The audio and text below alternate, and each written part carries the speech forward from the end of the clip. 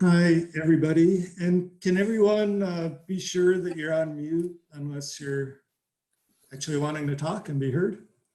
Thanks. I don't know that I want this on TV, but Okay, then don't do it. I'll think about it. You need to be on mute. The Chinese doctor did is he fought the law, and they told you should not cough to the body. The term is not correct. Instead of just editing the cells of a patient, he edited the cells of early-stage embryos, which meant that the calcium made were inheritable. They wouldn't just affect the twin girls who were born, but all of their children and all of their descendants. And what he did.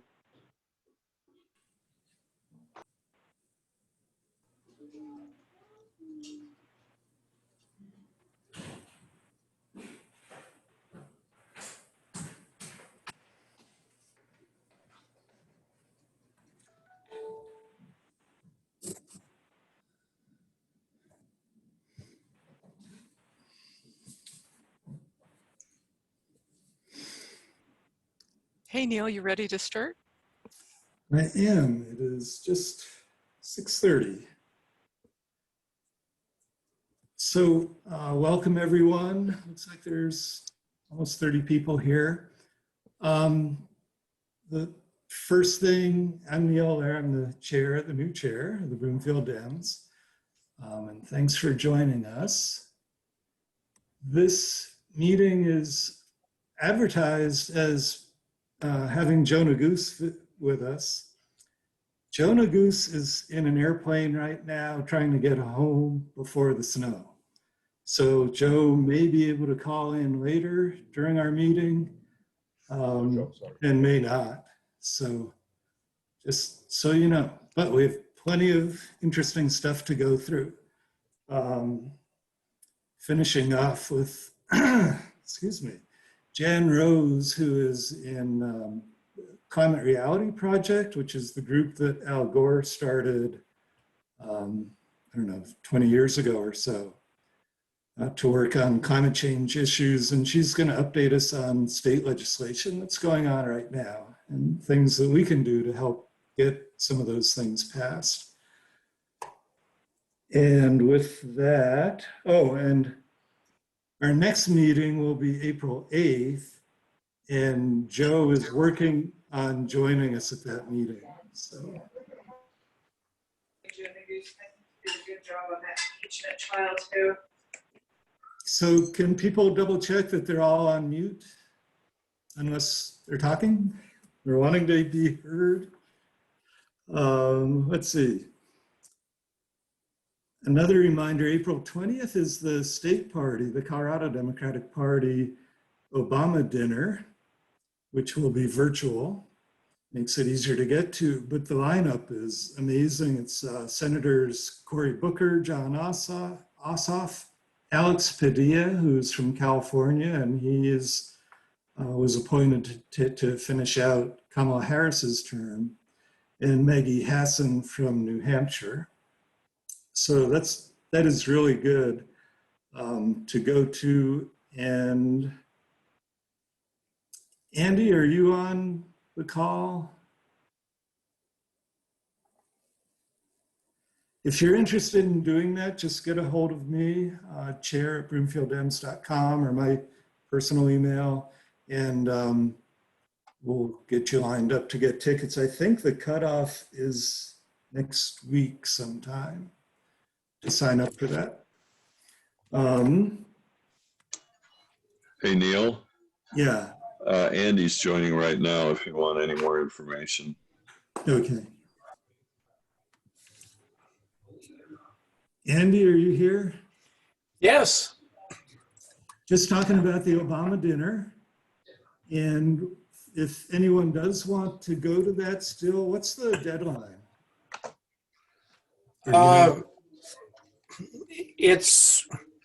I think the deadline is passed, but I was able to make an arrangement with Parker Fisk, who is in charge of the dinner, and We have two $75 tickets left. That was the early bird special price. And if someone would like to attend at that $75 special price, the early bird price, please send me a check for $75 and per ticket, and that'll take care of it. I've already paid for 10 people to sit at a virtual table, and 8 people have already paid for that table of 10, and so we have 2 tickets remaining. However, if you wish to attend at the regular price, which I think is $100 per ticket, that can be done by going to the Colorado Democratic Party website. And I'm sure there's something there that would allow you to click the link and make a payment for $100. But we have these 2 tickets at the early bird special, of $75. Okay, thanks. And how can they get a hold of you, Andy? I think the easiest thing to do would be to send me an email. You want to put your info in the chat? I can do that, sure. Let's see. So here we are, chat to everyone, and a type message there. Okay, Andy.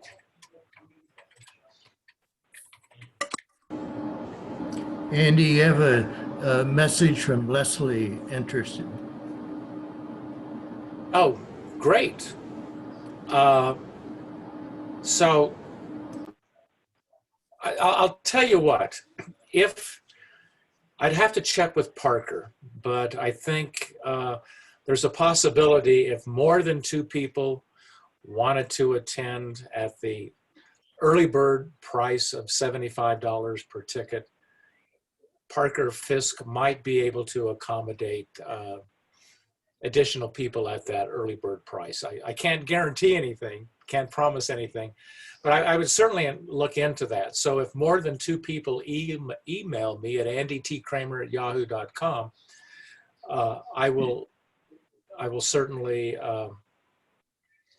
look into that. However, I will look at which 2 people, look at the time that the emails are sent to me, and I will select those first 2 people. But if more want to attend, I'll say, once again, I'll respond in the email too, that I will look into getting additional tickets at the early bird special. And I will do that tomorrow. I'm hoping Parker will be in the office. If not, I'll certainly leave him a message and send him an email. So I think that answers all the questions, right? And it looks like Leslie is first in line, Leslie O'Brien. So Leslie, can you email Andy and get that going? Okay, next, and I'm not sure how to do this on a Zoom call. We want to introduce the new executive committee members who we all voted in the February meeting. But I'll just, because if I'm talking, you're not going to come up on the screen, or you're not going to be highlighted. Hey, Peggy, maybe can you take that off of screen share so we can all look at the gallery view? And I want to add for people who are just joining us, Joe Nagus is not going to be able to join us tonight. I apologize, but he's on an airplane trying to beat the snow to get home. He may be able to call in and say hello tonight, but maybe not too. So, okay, so here's our new executive committee. Let's see if I can read this. So Stephen Hatfield, I don't know if you can wave, Stephen, or something, if you're on camera. There you are. Stephen's our volunteer coordinator. Ed Hoskins is our continuing treasurer. Ed, are you? I don't see you. I see Ed. Ed, His can you hands hear up. us? His hands up. I'm here. I just There he lost the is. screen somehow. Okay. I'm trying to get back to you. And Charlie King is also continuing on as our field coordinator. Charlie's hand is bigger than Ed's, so we can see it. If they Um, speak, we would be able to see their face, because if they speak, then we'll see True. their face. Speak up, guys, when I call your name. Thank you. Gary Koenig, continuing as our tech guru, IT coordinator. Here. Alexis Marsh, I saw just joined us, is our political coordinator, also continuing on. Alexis? Hi. I'm here. Sorry, it's kid dinner time. No problem. And Kenny, where are you at? Say hi. I'm here. I'm honored to be serving as your secretary, so it's a pleasure to take your notes. Kenny also is the second vice chair of the Asian American Pacific, or the AAPI. Yeah, for the I'm also state party. the second vice chair for political outreach for the Asian American Pacific Islander Initiative for the Colorado Democratic Party. It's a long title, long words. It's AAPI, right? Yeah, absolutely. Yeah. Okay. And he also works with Diane Primavera. Yes, he does that. Peggy Reed is continuing, Hey, but everybody. in a different role. Peggy's now our vice chair. Tina Thomas is continuing as our election liaison, and she works with the city and county getting election judges and Election stuff. committee, all of that stuff. Good evening. And that's a very silent behind the scenes job, and it's a heck of a lot of work and a lot of frustration sometimes. Helmut Verlage is new. He's our event coordinator. Helmut. Hey, everyone. And Michael Byrne is our long ago treasurer, but is returning now as our fundraising coordinator. Michael, are you here? Maybe not. And then Sasha Davis is our communication coordinator and also our informal liaison with PFLAG. Hey everyone, nice to see all of you. So that's the new batch of us, and me, I'm the chair. Also want to do a thank you for the previous executive committee, and instead of just going down names, why don't you all just wave and chime in and say hello? And you guys did such a great job, all of you, returning or not. The Broomfield Dems is really one of the top, if not the top county party in the state. So it's, you're handing off a pretty good organization here. So say hi, all of you. I'll start us off. I'm Kathy Ayala. I'm the last chair. I can't pronounce it, but former chair. And I've got two toddlers with me tonight, so I'm going to keep myself on mute. But thank you guys for stepping up. And I am disappointed with this team. Y'all are going to be doing great things. We have such a strong administration that it's going to be okay. I'm going to mute Neil unless you want to help me speak later. Actually, you can keep having the floor now if you want. Okay. Hey, son, can everyone make sure that they're on mute? I think Steve Douglas, are you here? It's going to take a couple seconds. I got to take some train Okay. back to the other room. I'm back when you can. Let's go get the trains here. Okay, so that, and then we have a few other smaller items before we get going. Devin Schaff is here. Devin's our council member. Or Kathy, are you ready to talk? I'm ready. I've got Okay, permission why don't from we my do that? 2-year-old grandson to do my Zoom. And we have a nice plaque for our outgoing chair, if you can see it back here. It's very fancy. Is it? It's Is it actually one of not those exist. pretend? It's Is it one of those pretend plaques? takes a little imagination. But I've got a we big really, imagination, Neil. I know it's got checks hanging off of it. yes, it does. Right. Check marks. Well, Neil We asked me. really appreciate everything you did, Kathy. It's a lot of work, and you were rebuilding a whole lot of stuff that was working, but it's working a whole lot better now. And just you built a machine, so thank you. You are very welcome. It was a pleasure, and it's wonderful to see the legacy carrying on. And Neil did ask me to just speak a little bit, so I've got a couple of ideas. You got my blue car. Okay. What I thought of today is one of President Biden's, isn't that a wonderful thing to say?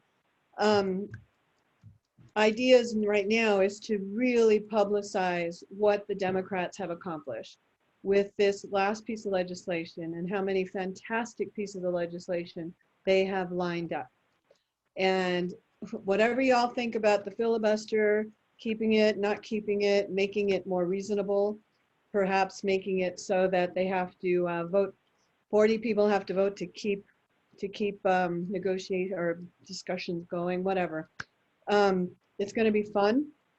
And I think helping President Biden publicize what this party and his administration has accomplished is all of our missions, along with electing Democrats up and down in every office that we can. And that's one thing I think is something that could be really strong here in Broomfield. A second thing is speaking to voters now when we are not asking for their vote. We're not asking for their vote right at this moment. We'll be starting like September, October for the municipal election. But right now is a perfect opportunity to engage voters when we're not asking them for something and understanding what their interests are. Talking to everybody here in Broomfield. We've got a lot of people who are on the fence, a lot of people who were Republicans who changed their affiliation. We need to speak to those folks so they stick to the party and don't go back and forth. We have 40% of our population are unaffiliated voters. Those folks need to know where their interests lie and what the Broomfield Dems can do with them, not for them, but with them. Lastly, that can be done with the people to people survey, which I think has morphed a little bit. Maybe Kenny, you're more popular with, or more familiar with what's going on with CDP. There's something going on with Van with some sort of surveys. I didn't keep up with it much, but I think it's gotten a lot more robust, trying to get people to people information more usable. Last thing is consider renewing our local partnerships with our indivisible groups, our other community partnerships, our other community groups that do different things. We have oil and gas focus, we have community focus, we have all sorts of nonprofits in the community that we can engage with, including the Chamber of Commerce. And initiatives. This is going to be the year to get the labor initiative hopping, because labor is going to have a focus now. So we have some activists who have been really feeling ignored. They're labor folks. Those folks need to be brought back into the fold so that we can really support labor initiatives. We have the African American initiative, Asian Pacific Islander that Kenny was just talking about. Nita works, she's also in the CDP, Asian American, you know the one I'm talking about. She lives in Broomfield.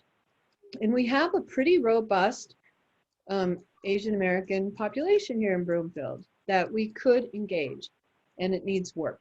It needs a lot of effort. We do not have an LGBTQ initiative right now. Our last initiative leader left Broomfield. We do not have any outreach really to the faith community. The faith community, I think, is really big here in Broomfield, and there are a lot of unaffiliateds and progressives in that community. The Latino community, I've worked for 5 years trying to get a Latino initiative off the ground here, and it hasn't been successful yet. Now that we can stop agonizing every day that our democracy is being destroyed, and we know that our administration is actually doing things that we have supported all along, we can spend more time with these types of efforts. They do take a lot of time. They are fun. They'll be a lot more fun after, say, June or May, when we can actually get out and meet people, which will be amazing. And I think folks are hungry for that. So whoever is the event organizer, be ready to get out the gate running, because we're going to need to do events as often as we can in every park that we can. We've done things in La Camora, we've done things in the Girl Scout pavilions. Every ward should have a venue for outdoor events. And I'm telling you, I believe that this year there is going to be such a hunger for those outdoor events. So I think that's going to be great pickings. So that's my spiel. And I think this group is poised to really jump into this and just run with it. So Neil, I'm so proud of you stepping up and taking this on. I'm so excited about watching it bloom and blossom. So thank you. And everybody who stepped up. Y'all are great. So I'm going to mute and turn off my camera and let my toddlers scream. Toddle. Thank you. That was really good. And that to-do list you just gave us, anyone wants to volunteer for any of those things, let us know. Yeah, there's never a shortage of ideas. I know. That's great. Okay, I just want to circle back a little bit. And I think it's hard to keep track of all the names, but the executive committee members who are not returning, I think if I call out John Varn, Dana Innerfeld, and Andy, and Jim Hutter, I think that's all. Why don't you all just say hi and receive our thanks. Hey, John. Hello. Hey. Thanks a lot. I appreciate it. It's been in that position for a long time, and it's given me a chance to relax a little bit. But I hope to start out campaigning for the city council and getting ready for the big event with the senators the year afterwards and governor. Thanks, John. Hey, Neil. And I missed Elizabeth Gabriel, who was our secretary. I don't know if she's on tonight. What was her name? Hey, Dana. Hey. Happy to have Sasha step in, and she's doing great so far. And I'm here to support her and everybody as needed. Thank you. You did great. Thanks. You were there for 2 years, right? 4. 4, the full 4. Cool, thank you. Jim, you want to say hi? Hi, I really would like to endorse the suggestion from Kathy about reaching out to people at this time to basically just make contact and say, how are you and what are you thinking? Not asking for money, not asking for votes, just we're here and we know you're here. I just think that's a really important thing to do. Thanks, and thanks for your work over the last several years. It really is appreciated. Who else? Andy, you already spoke, but Yeah, I'll just for say, being our vice chair for the last 4 years. Actually, it was 8. 8 years. 8, yes. And I had the privilege of serving with Judy Enderle, Joan Murahata, and Kathy. And all of these ladies were an inspiration during the last 8 years. And and I know this new executive committee is going to be an inspiration too to all of us. I would second or ditto what Dana has said, and John has said, and Jim has said. We've done a lot of great things over the last 8 years, and Kathy just gave us a good vision. I think it was many years ago, George W. Bush talked about, H.W. Bush talked about the vision thing, and Kathy has certainly given us a good vision this evening, and it's been a pleasure working with the executive committee all this time. Just one more thing I'd like to add too in reaching out. In addition to our city council elections, we also have school board elections coming up. And as a retired teacher, I've always been interested in what's happening with schools and the school boards. So I think that's something that should be on our radar as well, to make sure that we have good people who have students at heart serving on the boards of education. And the three main boards of education that serve Broomfield are Adams 12, Boulder Valley School District, and Jefferson County. And I know Alexis has done a lot of work with the Jefferson County group in the past. So it's been a good ride, and I plan on sticking with the program, and I'm so delighted and pleased that Peggy Reed has is going to continue with the vice chair position. So good luck to all of you, and again, it's been a lot of fun. Okay, thanks, Andy. Elizabeth Gabriel, did you show up yet? I don't think so. So anyway, again, just thanks to all the both returning and staying on executive board members. You did a great job. Thanks. And I will say, Andy, not to disagree, but I think I like Kathy's vision better than HW's. So leave that. Okay, Devin. Devin's on City Council Ward 3, right? And is going to talk a bit about the city's changing what has been our planning and zoning board. And you can go ahead and explain it, but we're basically splitting that in two to make it more manageable and not quite so much work on too few people. So go ahead, Devin. Thank you, Neil, and thank you to the rest of the team here at Broomfield Dems. And it's great to see all of you, even though we are virtual, but thanks for being here tonight. So my name is Devin Schaff. I'm Broomfield City Council member here in Ward 3. And I see some of my constituents here, so welcome and thank you for being here. So the Planning and Zoning Commission has served as the body to basically review land use decisions. Before 2011, the current duties were divided into 3 different boards, and then post 2011, they were all combined to hold as the Planning and Zoning Commission. And so that was going to be all of the neighborhood variances that were needed for decks, for extended houses, for, let's see, what are some patios, things like that.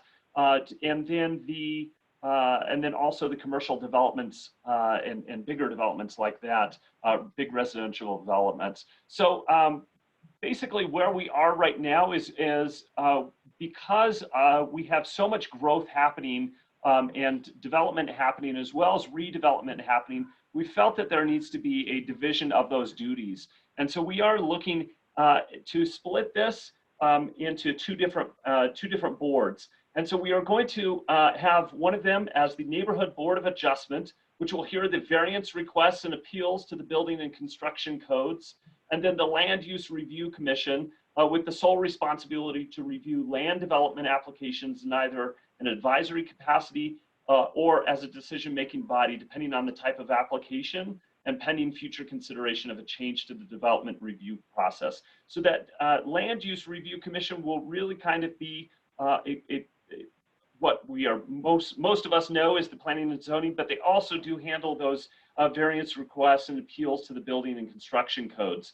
But moving forward, those two responsibilities will be split.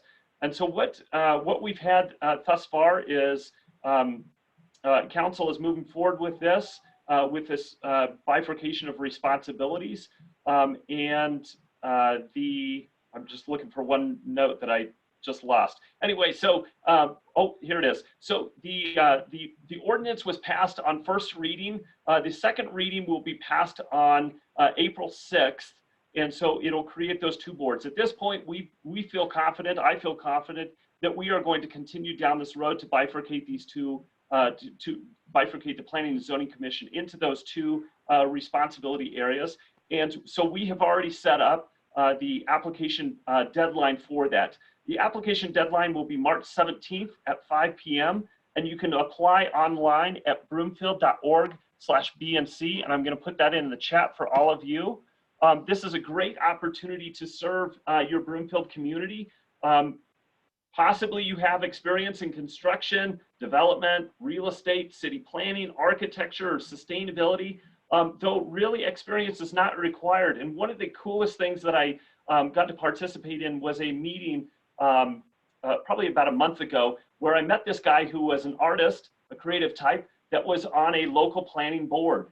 And I got to talk to some of his colleagues, and they really appreciated the perspective that he brought in, not only from his eye of a community member and his view of what land use could look like, but also that creative and different kind of way of thinking, bringing to that. So I really do believe that anybody with any type of past experience, bringing that experience to a board is very helpful and provides a great opportunity for good discussions.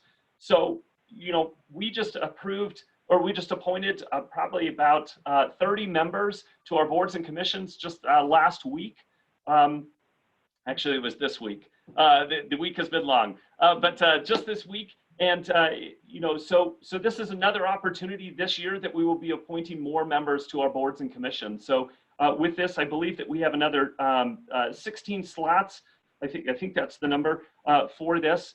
And so it's another great opportunity to, if you didn't get into that boards and commissions, and if you wanted to apply, but you didn't, here's another opportunity. If you weren't appointed to boards and commissions this year or last year, or in the last time you applied, this is another great opportunity to apply. So I hope that you'll consider that.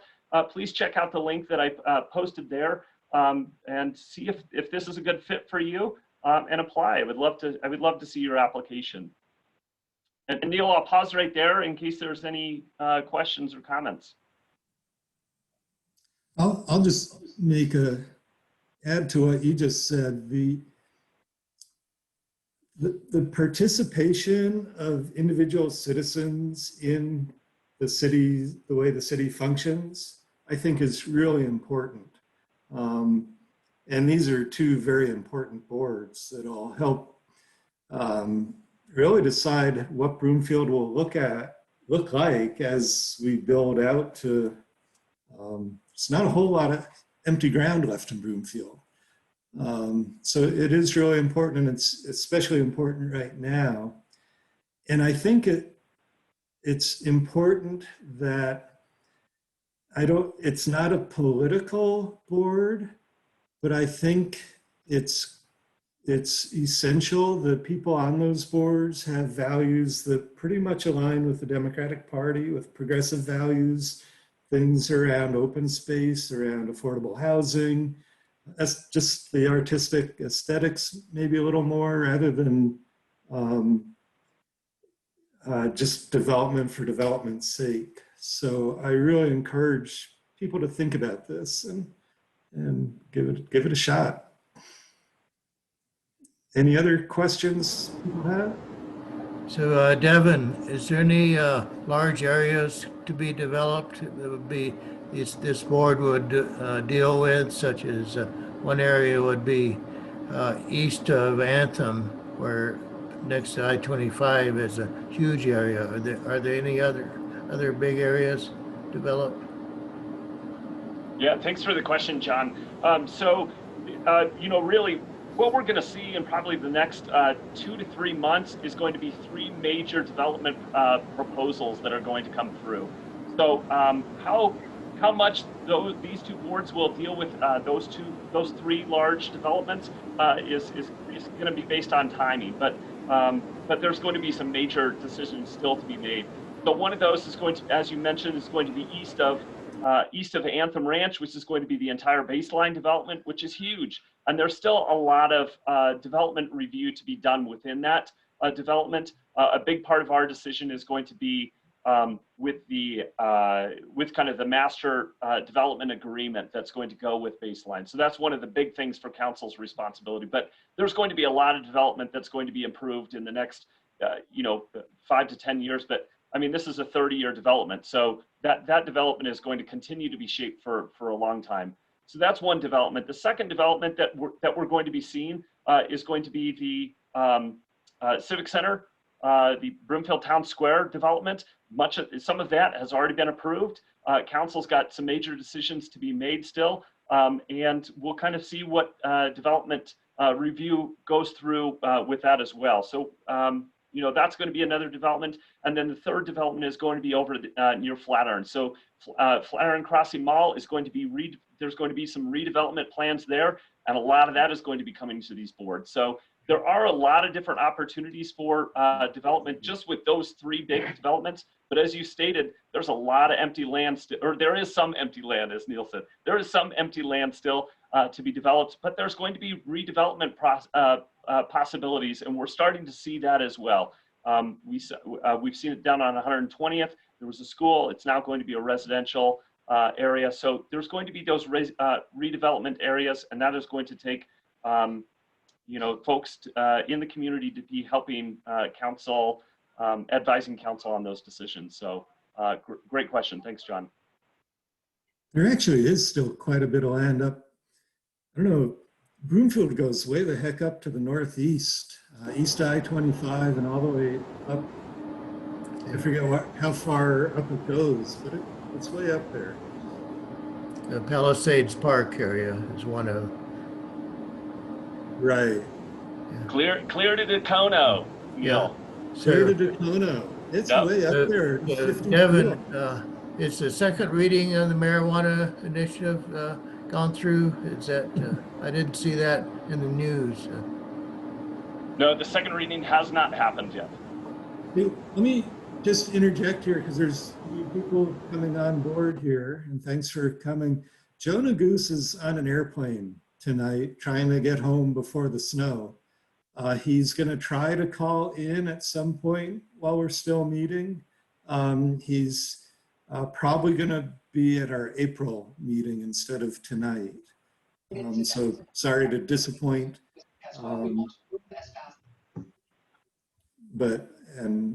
So anyway, that's the practicalities of living in Colorado snow, which we haven't had a lot for years. So here we go. So sorry to interrupt, Devin. Anything else on the Board of Adjustment and land use? I had Devin, this is Stephen Hackle. One question for you. Does this committee oversee also water demands with these developments and tap fees associated with that? Because one of the concerns I'm seeing now is, with the ongoing drought in our ability to serve the community and how our water rights, and is that a whole other committee? I'm new to this organization, so I apologize, but I was just curious on how that's balanced out as well, in terms of land development and water. Yeah, Stephen, thanks for that question, and good to meet you, and welcome. So the Planning and Zoning Commission does look at our staff is very cognizant of the water use and the water demands there. Broomfield was set up very wise from the get-go in terms of water. And so that has been something that we've continued to ensure that we acquire water rights to fulfill kind of what that population is going to look like at build out. Right now, we have a major project going through with our Windy Gap Firming project, which will, we are working with the Northern Water Conservatory District. And with that project, we will be building a reservoir just parallel with the Carter Lake Reservoir, which is a main part of our water resources. And so with that, we will be able to firm up a lot of our water rights that we have outstanding, which will basically be able to secure our water rights for our population at build out.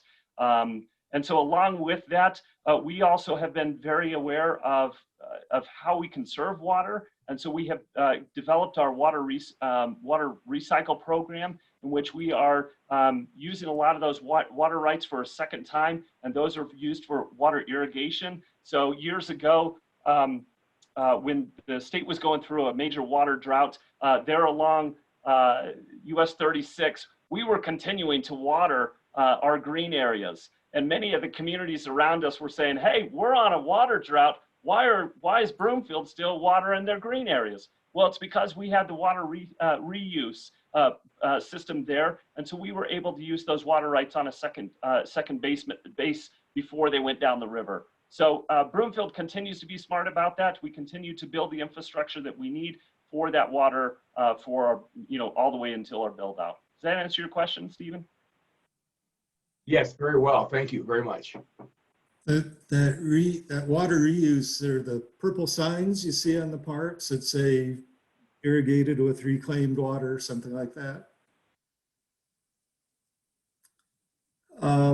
Hey, so is that all on that stuff? That's it on that stuff. Neil, you had asked me to also mention ranked choice voting. Do you want me to still mention that? Just to say that the city's looking at it. It may be on the ballot this fall, and so people can start learning about it a little more, because we're going to have the opportunity to decide if we want it or not. And I think that goes before council in April, right? Correct. So it's funny that you texted me today to ask me if I would talk about ranked choice voting, which is always something on my mind. But today it was extra special on my mind because I testified in the House Finance Committee about the ranked choice voting bill that's going through the state legislature right now. That bill would ensure that the state supports our local municipalities and counties if they were to decide to implement ranked choice voting at a local basis. So this is a bill that I'm hoping gets passed. There were some more amendments passed today, but it did pass out of the House Finance Committee, and it will go on to the committee as a whole in the House. That most likely will be there next week. So I'll continue to follow that. But here locally, and let me just note as well, is that Broomfield City Council passed a resolution to support that bill. And so I was able to mention that today while I was testifying. So Broomfield has had a study session recently in January regarding ranked choice voting. If you don't know what ranked choice voting is, it gives you more options to communicate your desires on a ballot. So instead of just the plurality system that we have now, where you pick one candidate and you pick against a whole bunch of other candidates, or you don't pick any of those candidates. With ranked choice voting, you say, this is my preference. And if there's two or more other candidates on there as well, then you get to rank those and say, here's my second preference, here's my third preference. So with this system, it enables voters to, one, communicate more of their desire for what they want in their municipality. It ensures those candidates get 50% or more support in a three-way race or more. And then it also encourages people to run, because there isn't that spoiler effect that we have currently with our plurality, that if you do run, the idea is that you could potentially be taking votes away from someone else. So it encourages more people to run. Studies have shown that there's more positive campaigning, there's less negative campaigning. And so this is a system that City Council right now is looking to, is discussing right now. We discussed it in January. We'll have another study session, as funny as it is, on 4/20 in April. And so we will be discussing ranked choice voting. At that meeting, we will be looking at an ordinance to put on a future meeting agenda that would refer a ranked choice voting measure to the ballot in November 2021. And that's my hope. That's what I'm hoping happens. I've been discussing this basically before I got on council, and it's something that I've talked with a lot of constituents about. I've talked to other council members about, and 2 former council members that were on council with me during the last council worked on it with me, and I'm continuing to carry it forward. And there's other great council members on this council that support it and want it to continue to move forward as well. It's also important to note we have a couple of members on council who did not get 50% of the vote, some less than 40% of the vote. So that's not good, I don't think. But anyway, that'll be coming up. Plenty of time to learn the details and how the different things work. So thanks, Devin. Appreciate that. And real quick, hey, Andy, what's the date of the Obama dinner? There's some confusion. I believe it's April 6th, which is a Saturday. Let me double check. No, it can't be April 6th. I think it's April 20th. It has to be a Saturday, so 18th? You know, I'm at a loss. Well, someone will check on that, Andy. Yeah, I should know that. Say what it is before the end of the meeting. Okay? Yes, I'll check. I'll let you know. Okay. Maybe the 24th of April? We'll check it out. Thanks, Elizabeth.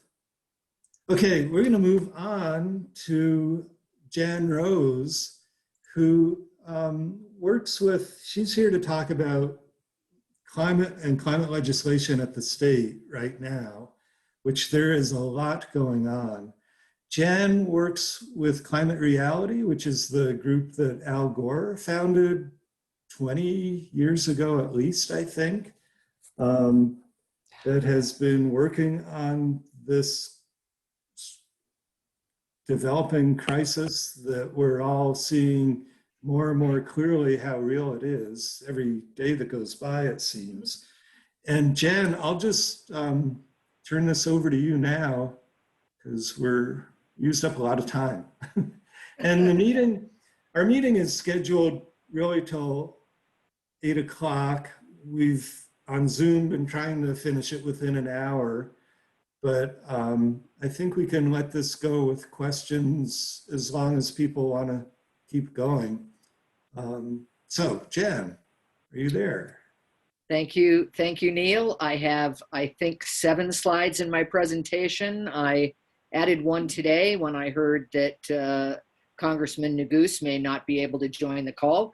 If he does, I want to assure everybody that I will immediately stop talking and stop screen sharing and send it over to him. Obviously, we'd all like to hear from our congressman, who is a member of the House Select Committee on the Climate Crisis. So he's a very important guy in DC, in my field, in the field of watching climate science and dealing with climate legislation. But I'm prepared to fill in with just a little bit of information about what's going on at the federal level in case he doesn't touch wheels down in Denver in time.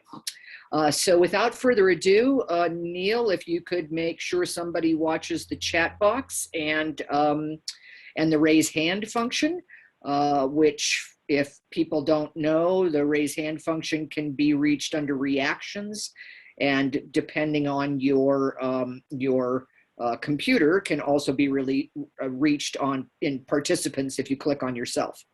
So anyway, Jan, yes, let me, Neil. just a real fast interruption. The Obama dinner is Saturday, April 24th at 5 p.m. Saturday, April 24th. Thanks.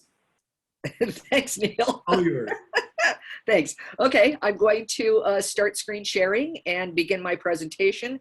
And again, somebody flag me down if Congressman Neguse pops up on screen. Thank you so much.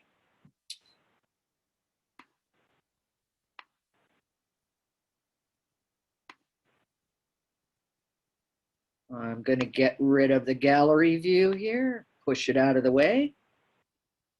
All righty. So we're going to talk a little bit about what's going on at the Colorado legislature.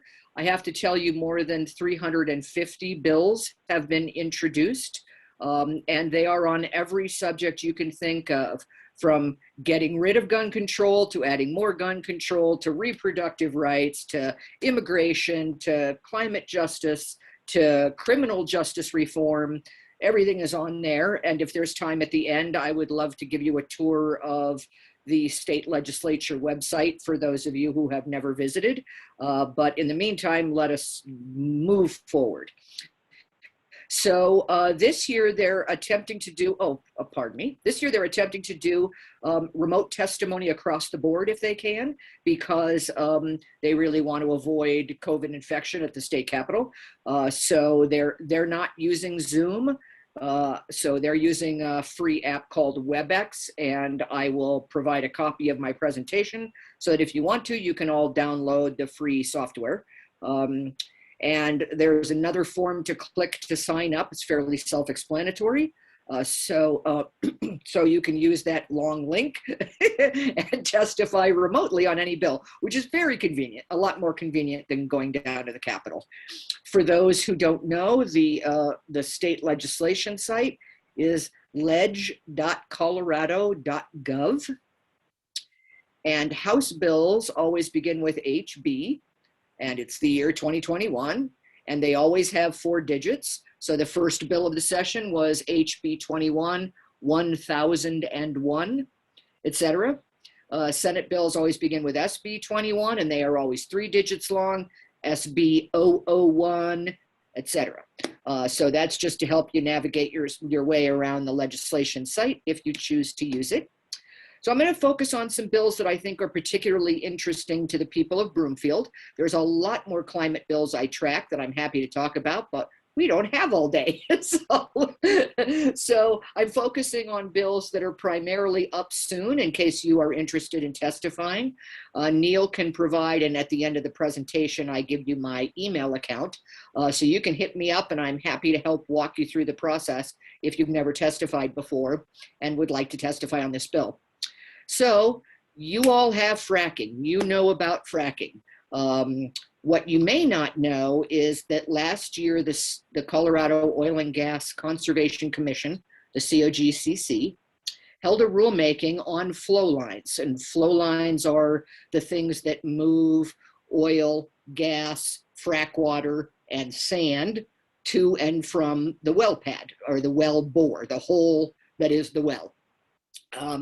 And then there are more pipelines that go from the well pad all the way up to Windsor to the central processing facility, where they get cleaned up and turned into gas that can be used. Then they get sent on to whoever your utility is. Well, the problem is that there's nobody inspecting or monitoring or repairing the gathering lines, the ones that leave the well pad and go up to the central processor in Windsor. And that's a huge problem, because we found out that pipelines are leaking 60% more methane than we estimated. And we already estimated that 40% of all pipeline segments were leaking. So there's a bill that's going to be heard on March 23rd to assign those gathering lines to the Public Utilities Commission. The PUC already monitors the transmission lines.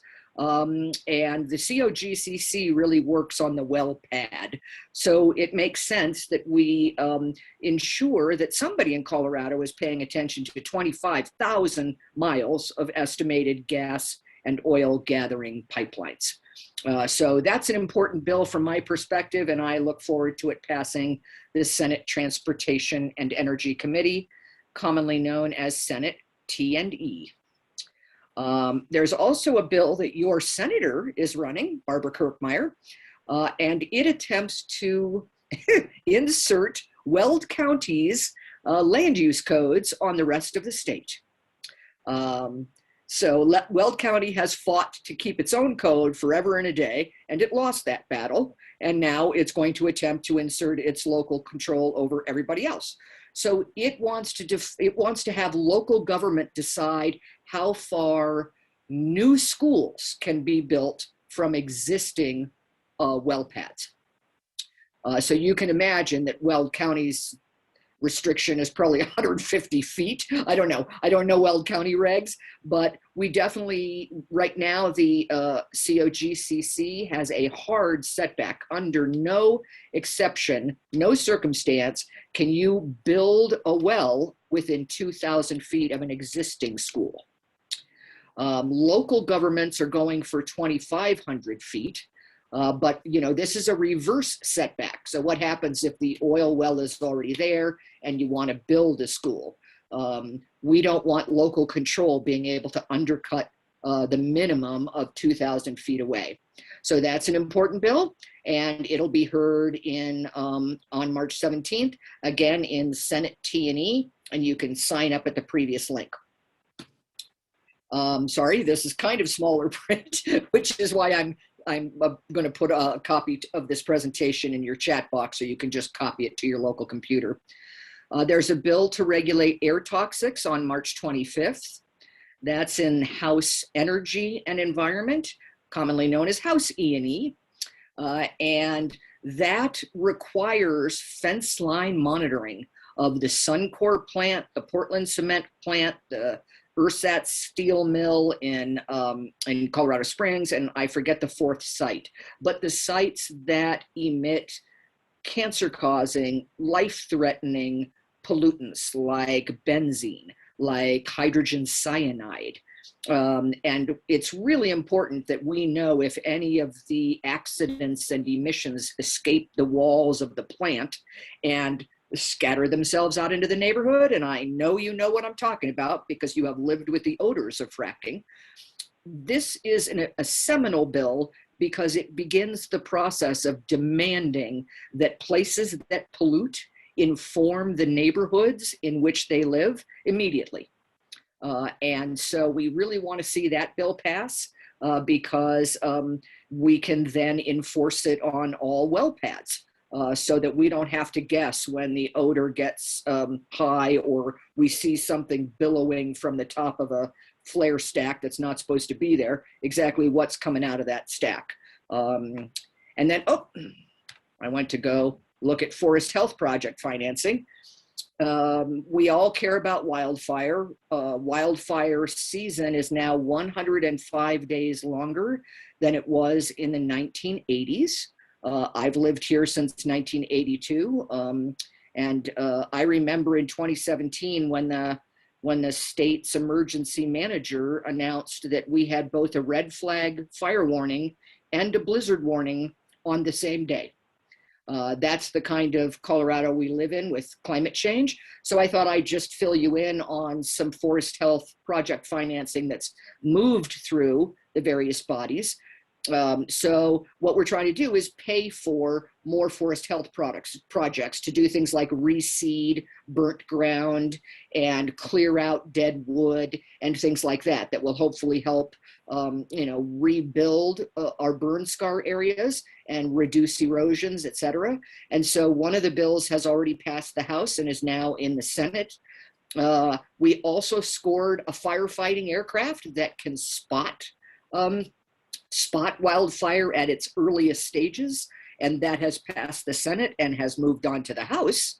And then finally, wildfire mitigation and response that is designed to give a bunch of money to local fire departments and volunteer fire agencies so that they have the tools to help with wildfire mitigation as soon as the fire starts. And again, that passed the Senate and is moved on to the House. So we're looking in good shape in terms of spending our money to pay attention to wildfire and do everything we can to minimize the danger to people who live on the border of the wildlands and the urban interface.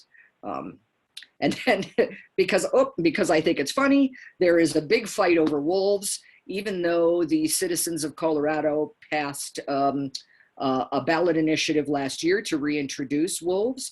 A whole group of people attempted to limit that reintroduction and remove wolves from the endangered species list so that they could kill them at will and basically wipe them out as soon as we reintroduce them. So fortunately that failed, but it was a battle. And right now SB 21, so Senate Bill 105, to implement and finance the gray wolf reintroduction is moving its way through the House, and it got heard in the House Agriculture Committee today. So here's hoping it passed. I was in a hearing on single-use plastics, which I will tell you about the next slide. So I don't know how that wolf reintroduction bill fared today, but I'm expecting it to pass. Okay, we have an exciting bill if you care about reduce, reuse, recycle, and upcycle, and that's requiring a digital repair bill of rights, so that we can, if a board goes out in the 65-inch TV we just bought, we don't have to pay $250 and stick it in a landfill. We can actually take it to a local repair guy who is required to have access to the parts, so he can repair those TVs. And every electronics you can think of, from your phone to your stereo to your Google Home Kit or your Alexa, etc. And it's a really important bill if you want to limit landfill waste and plastic pollution, and just simply, expect a longer life for the products that you buy. And that's going to be heard on the 25th in House BLT, Business, Labor, and Tech. Management of plastic products. Oh, sorry, I keep wanting to click on my bills, and that forwards the slides. So I apologize for pilot error here. Believe it or not, I was still in the plastics bill hearing when your meeting started, so I had to leave it and join your meeting at 6:45. They were just completing amendments on the bill, and then everybody pontificates for a long time, and then they vote. So I missed the final vote, but I expect the bill to either be held over for amendments or to move on. And that bill will ban single-use plastic bags beginning in 2022 and prohibit styrofoam containers in restaurants and schools. There was an amendment passed late in the process today that gives the schools an extra year, because schools have really been hit hard by the COVID crisis. There are a number of local governments, Crested Butte, Telluride, Ouray, Vail, Beaver Creek, that have already instituted their own ban on plastic bags. And the state has the right to send the cops in and say, you must sell plastic. So the bill is also designed to repeal that prohibition, because people are doing it anyway. And you might know that Fort Collins just next month is going to vote on a plastic ban for the city of Fort Collins. Okay, moving on. Oh, did it again. Sorry, people. Moving on to our new recycling and composting enterprise grant program. We're going to create or expand recycling, recovering, and composting operations for the state. We have a lousy record. Only 17% of our recyclable materials are actually recycled in Colorado. So we need to do better than that by providing new end markets for those, and by creating grant programs that make it easier to recycle and to compost, and to do things like use food service packaging as feedstock in the production of new products. So in other words, you can break down an existing piece of plastic and turn it into a new piece of plastic. So we need to do a segregation of truly recyclable plastics and cardboard, and facilitate the recycling of that. We don't have a hearing on that yet, but it's exciting and important that we look at ways to keep waste out of landfills, because they are a huge source of methane emissions, and methane traps 86 times more heat in the atmosphere than carbon. So we need to reduce these heat trapping gases so that we can get out from under a 2-degree, we've basically lost a 1.5 degrees centigrade increase as a goal, as a planet. And now we're really desperately working to try to keep the planet under warming more of 2 degrees, and worried, literally worried, that we will not even be able to keep it under 2 degrees. There are 3 bills that are important that we are waiting to be introduced.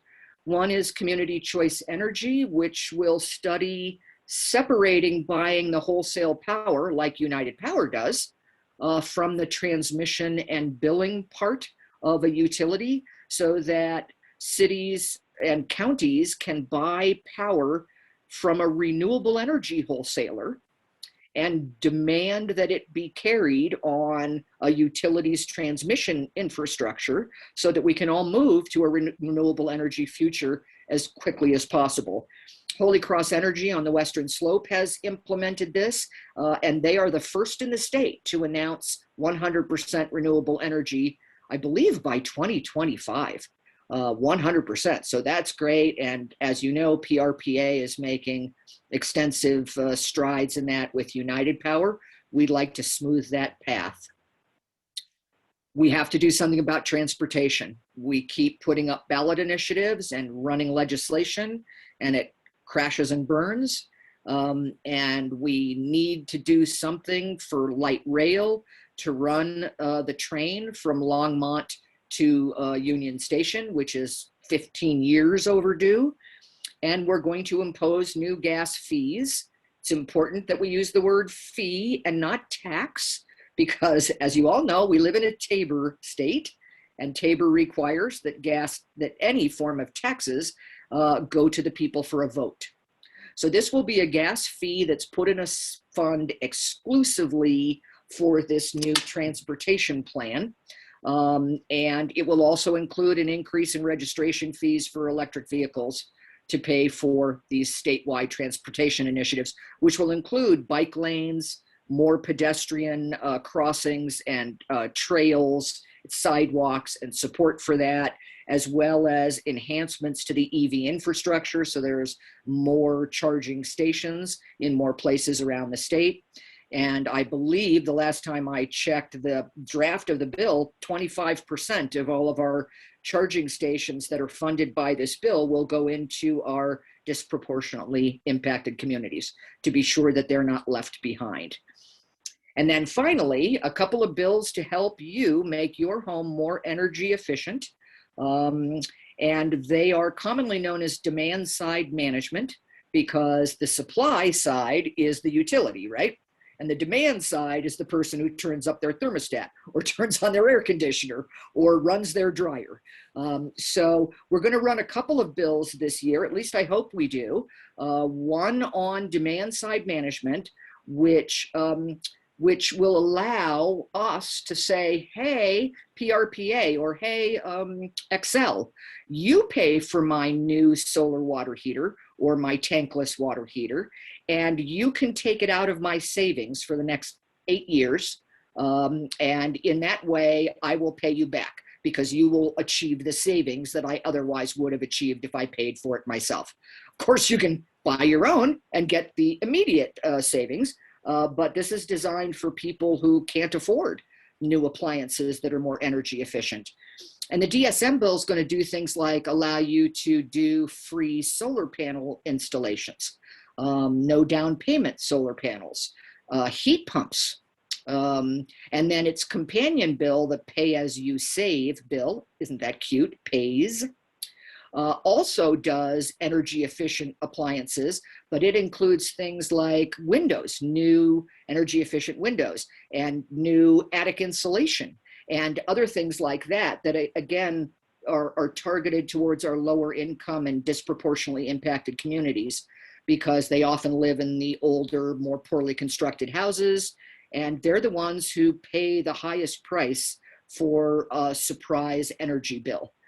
So it's important that we bring them along. We have a big climate equity framework planned at the state level, and we need to make sure that we are making sure that all Coloradans can benefit from a more energy efficient home. So that's state legislation, and I can't see the chat box. Does anybody have any questions before I move on to feds? Yeah, let me jump in here a little bit, Jan. First, I have a Joe update. Oh. Joe is not going to make it. Oh, bummer.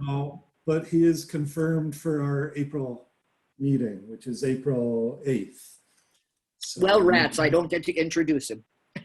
No, sorry. Well, no, sorry. Oh, And yeah, no, for not that I'm everyone, the Broomfield Dems meetings are always the second Thursday. So you can count on that. I do have a few questions in the chat. I have a hi from Heidi. You were her mentor. Hi, Heidi. Good to see you. Reality Sort of. training. That's Heidi Henkel, one of our council members. So here's one from, who is this? Lois Vanderkoy? Who is that? Who's my wife, for people who know. Jen, do you have the sense that the forest health planning will also consider the climate crisis rather than going with the typical Republican mantra that wildfires are caused by poor management and lack of vacuuming? Yeah, we're lucky, I guess, if you want to call it lucky in a terrible way, that the fires of last year knew no political party. They wiped out everybody equally and devastatingly.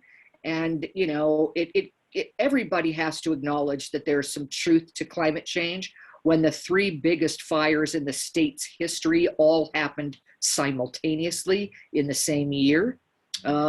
So in addition to these forest health initiatives all moving forward, we have a $1 billion windfall that we have to spend this year.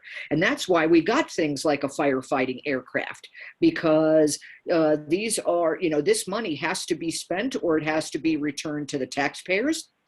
So you can go to Matt Gray and Barb Kirkmeyer and say, I want my money, or you can say, let's take this money and put it towards education and put it towards better ventilation systems for schools and put it towards highway funding, repairs in the Eisenhower Tunnel, bridges on I-70, et cetera. Or you can demand the money back. Right now, the state legislature, through a Polis initiative, which is my next slide, is opting to spend that money this year. And then, of course, we got about 700 million, I think, from the federal America Rescue Plan that just passed, that President Biden signed into law today. And so a lot of that money is earmarked for forest health. The Republicans are even running a bill to study biomass and biochar and whether that can be used beneficially to help rebuild our forest infrastructure along the wildland urban corridor. So at least fire, is something that every Coloradan can respect and fear. And I think it's going to make great progress this year. Okay, thank you. Here's another one. There's a couple of comments actually on composting. Virginia Belval says, composting, I wish that was part of trash pickup in Broomfield.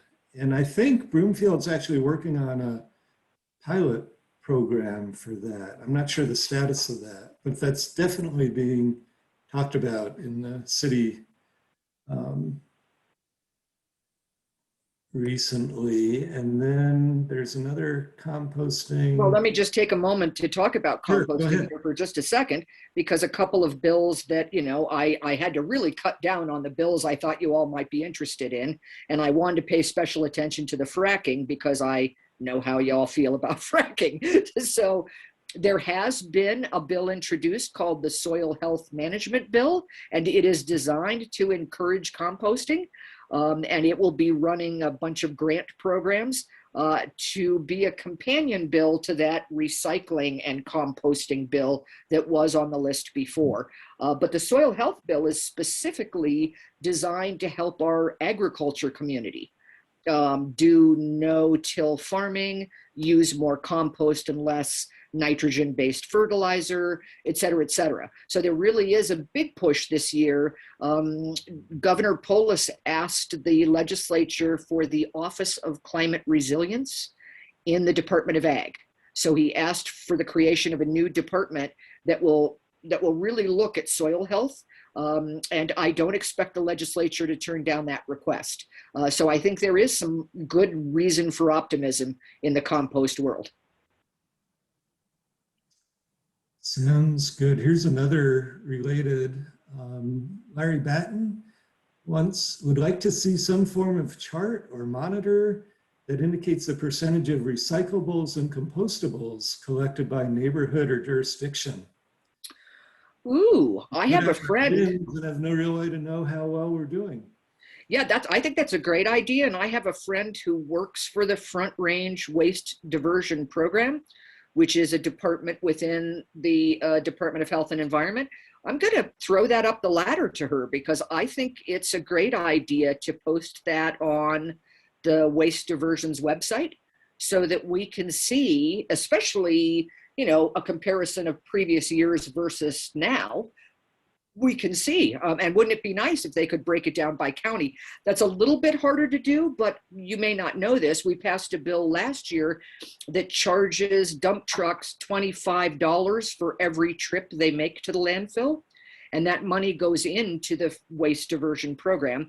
And it's intended to encourage waste management and waste connections and Republic Services and all of those to offer more recycling and composting programs so they don't have to pay that surcharge for all the dump trucks they take to the dump. So we're only less than a year into that program. We'll see how it works. Cool. Good idea, Larry. Thanks. Patty Sullivan, let's see, at air quality meetings. Yeah, land emissions from landfills is an issue. So the more composting, the better on air quality as well. Yeah, and there is a link on the Air Quality Control Commission's homepage to the greenhouse gas reduction roadmap. And the roadmap shows you what slice of the pie chart is coming from, you know, in terms of greenhouse gas emissions, is coming from landfills, the agriculture sector, dairy farms, oil and gas, transportation, all the various segments of the Colorado economy. So you can actually look for how big a landfill problem we have right now on the AQCC's homepage.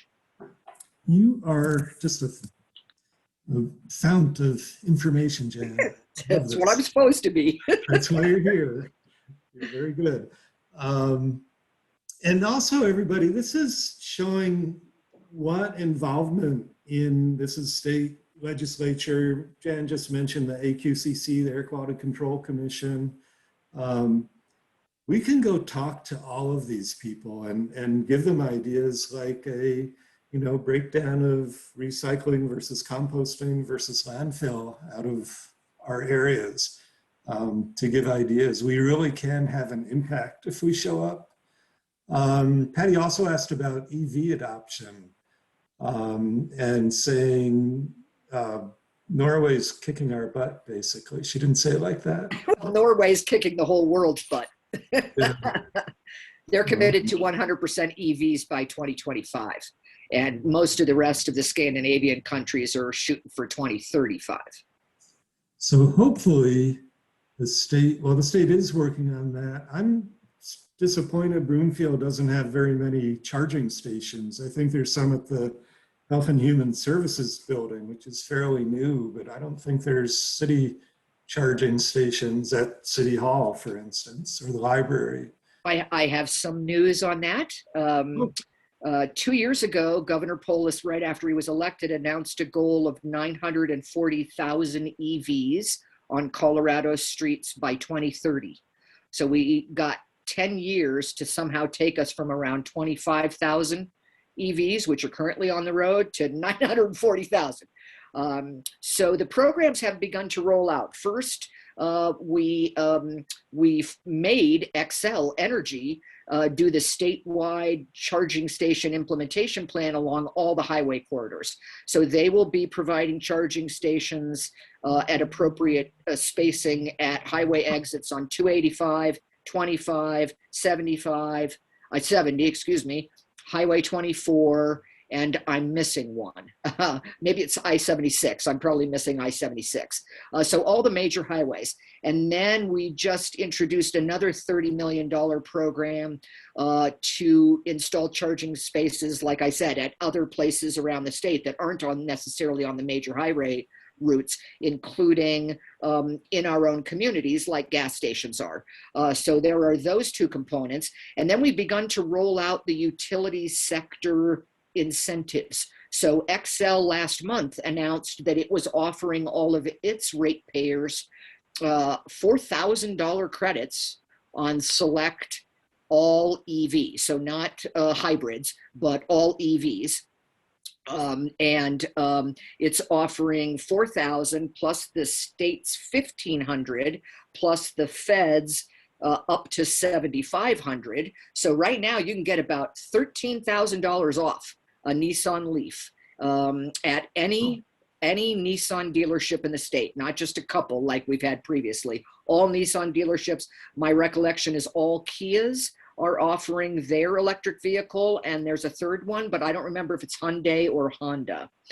So there really is, there's a lot of movement on trying to get us closer, because right now we've only grown the EV market 2% a year, and we need to grow it by 4% compound in order to get to 940,000 cars. Excellent.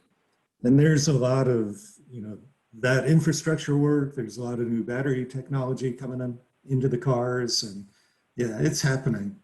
When you see Amazon has an order for 100,000 delivery vans, which is, I think, twice the number of vans they already own that will be EVs.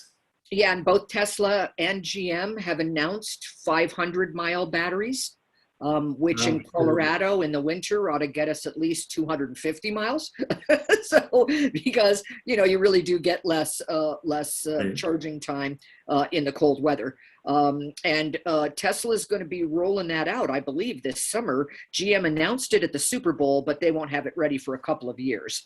But there really is a lot of forward progress. And NREL, the National Renewable Energy Lab, announced that as a result of the change of the administration, that they are going to shift their focus from research to deployment. So they are going to try to look for commercial, vehicles, not vehicles as in automobiles, but vehicles as in businesses that can take NREL's technology and roll it out at the commercial level as soon as possible. And that's a big shift for the Department of Energy. Cool.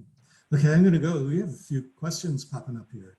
Are there any water conservation bills we should be aware of? That's from Stephen Hatfield. Big year for water in many ways, but it's a big year for water because the Colorado River Compact is coming up for review, and Utah wants more than its fair share. Colorado wants some of its fair share back. Arizona wants to brag about how much water it's conserved, and so on and so on. All the players, all the 40 million users of the Colorado River. So that's focusing a lot of energy on water, and there's a water projects enterprise financing bill that actually, again, was heard today, and I haven't gotten a chance to listen. It worries me a little bit because it establishes a new enterprise that buys and sells public drinking water, and that scares me when you commoditize our drinking water. But it's also true that hedge funds have been buying up our high country ranches for the agricultural water rights, because ditch rights have primacy in the state of Colorado. So if you can grab yourself a high country ranch, you have headwaters access to water, so you don't have downstream drought, and you've got yourself something you can sell to Nestle for a fortune. So yeah, there's a whole bunch of water stuff going on, but it's so complicated that I'm not terribly good at describing it, and I apologize for that. Stephen, I hope water will be your thing. Okay, moving on. There's a question on, election reform. This is from Jesse Kuman. Election reforms in Broomfield. It's a whole other subject, Jan. Should include a multi-member district option that will include up to 95% of all voters and outcomes. The current single-member district system excludes up to 60% of all voters from outcomes. Proportional representation systems include nearly everyone in outcomes. And that's, the city, I think, is going to be looking at restructuring the way our council works. Right now we have 5 wards, 2 from each ward is 10 council members. They get paid nothing. I think they get $800 a month or something. And they, you know, Devin was here tonight. They have committee meetings all the time. They really work minimum 30, usually 40 and sometimes longer hour weeks. And that does have to be changed, but that's a subject for another night, Jesse. Neil, though, but I'm Congress curious. has been involved. You know, we're doing this big redistricting area at the state level that's going to give us an 8th congressperson, going to Right. create CD8, and is also designed to reapportion all of the state houses and Senate districts. Does it Right. go all the way down to the city level? I don't know how far No. down redistricting goes. No, it's just the state House and Senate. Okay. Above. Just curious. Let's see, what is this? Questions about navigating the CDPHE site. I don't think we have time for that right now. Yeah, I mean, I'm happy to stay on at the end and give you a little tour for those who are interested, but I hate to take up your valuable time with it now. Let's keep going with the questions and see Okay. where we're at. All right, let me just take a moment to say, for those of you who are looking at the screen, that there is an entire week next week, starting this Saturday with training, where you can talk to Matt Gray and Barb Kirkmeyer if they can set up meetings for them. So you can join 350 Colorado, and I think more than 80 people had signed up when I checked it today. You can join them for Climate Lobby Week and talk to them about all of these issues. And you're not just limited to climate, man. Once you get in front of your legislator, you can ask them anything you want. So if you're interested in doing that as a group, because maybe that's a little less intimidating, you'll have the registration link and you'll be able to pursue the event you can see on your screen now. And you can find that just on Facebook, go to 350 Colorado or yes, you can. Colorado, and Yeah, you'll see the as you can event see, for it's a that. facebook.com event link up here.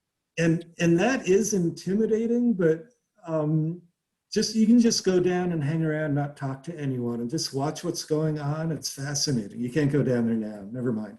But I had some fun, nice conversations with Vicki Marble, who's our former senator and pretty much in line with Barb Kirkmeyer. What else is here? Nope. Fire spotting, EVs, a bill on climate resilience and disaster mitigation from Rep. Cutter. There is one. Yes. And again, that's designed to take advantage of the $1 billion windfall plus the federal American Rescue Plan money. So I personally anticipate that bill will pass. Not only is Rep. Sirota a very skilled legislator who knows how to get stuff done, but it makes a lot of sense for Colorado to reduce our vulnerability to climate change caused wildfire events. Is that Sirota? How do you say it, Rep. Cutter? Oh, Cutter. I'm sorry. I thought it was Sirota. Maybe Lisa Cutter. Well, again, also very skilled, was one of the co-sponsors of today's plastics bill. Cool.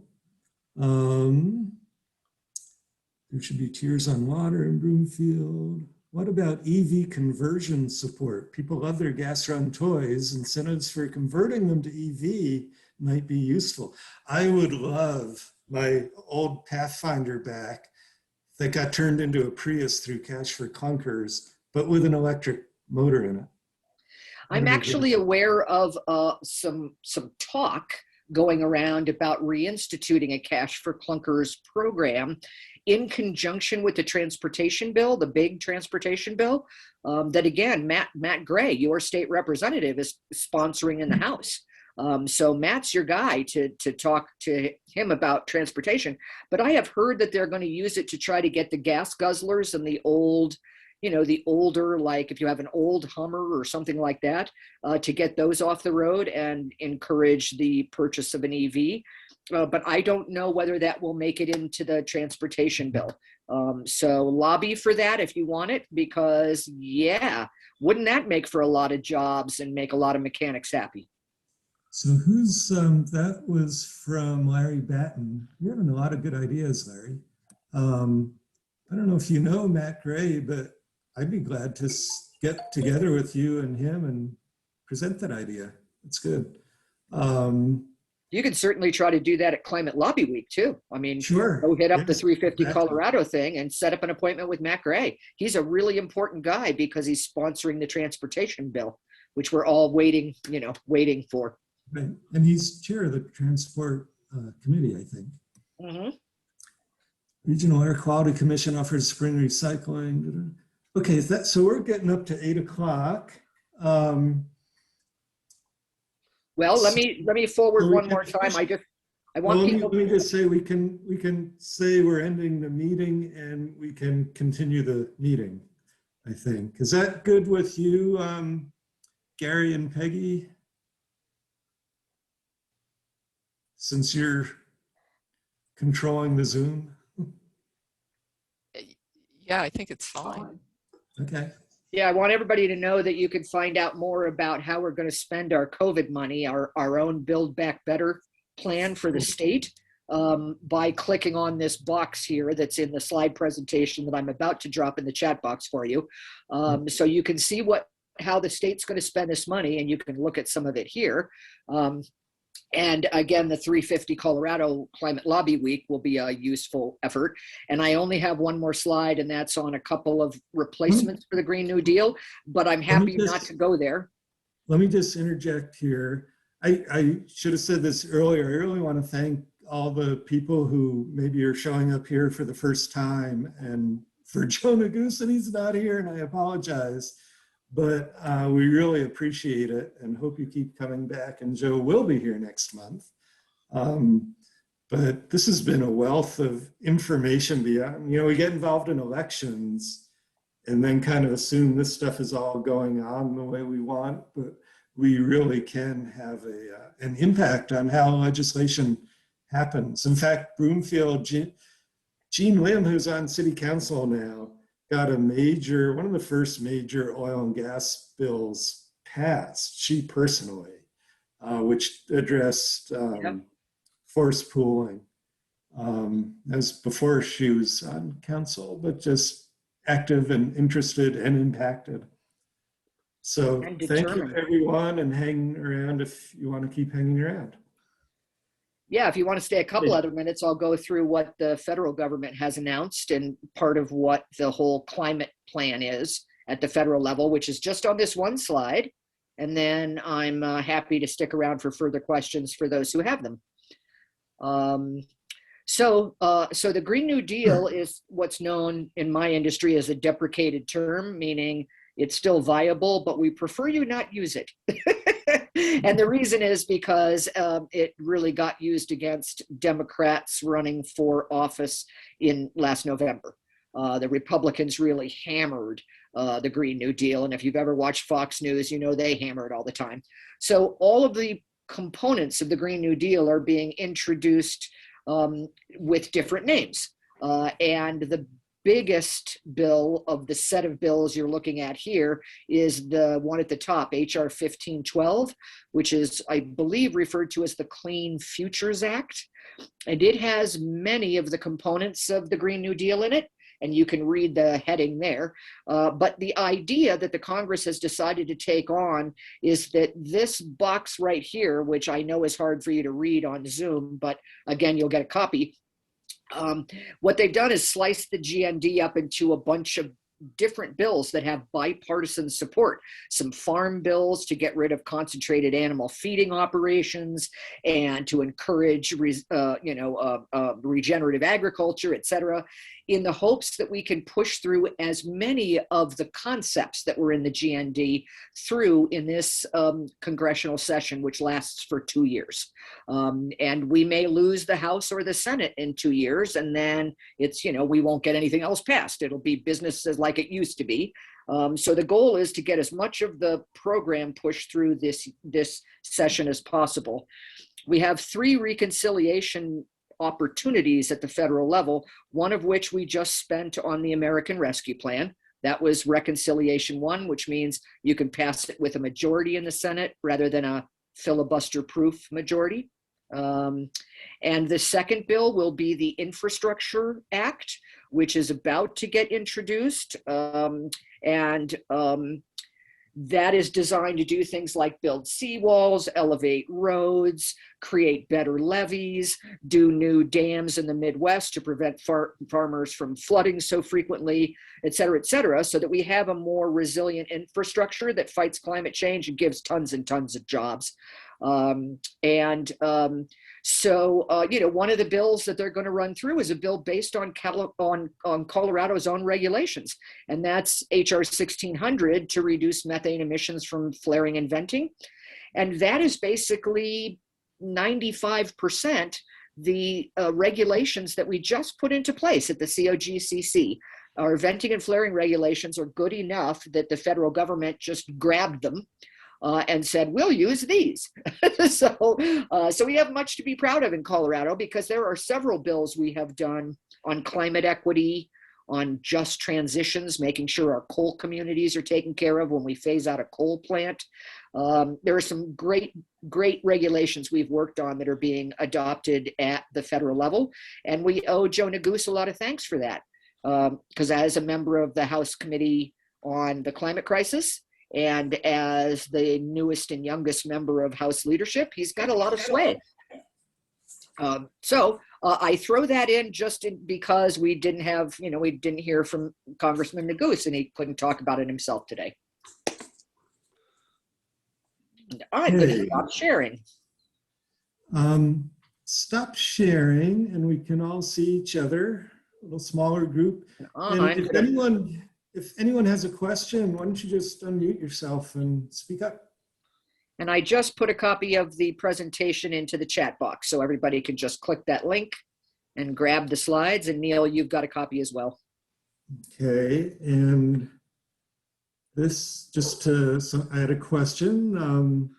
Jan is with Climate Reality Project, trained by Al Gore himself in climate science, and is a member of his nonprofit, the Climate Reality Project. Do you have a title, Jan? This year, my title is Legislative Spokesman for the Colorado Coalition for a Livable Climate, which is a group of 30, yeah, I know, CCLC. It's a group of 31 of Colorado's environmental organizations. So it represents all the Loraxes, that's what I call it, all the Loraxes from Fort Collins to the San Luis Valley, and everybody from Sierra Club to Wild Earth Guardians, et cetera, et cetera. It's a meta group, if you will, of all of the enviros. So it's my job this year. I'm just a volunteer. Nobody pays me. I just do this because I'm some sort of whack job. So I've been doing it for years, and now I have a reputation. And so I just do it because it matters to me, and I want to leave the planet not worse than I found it. Thank you. You're very good at it. Thank you.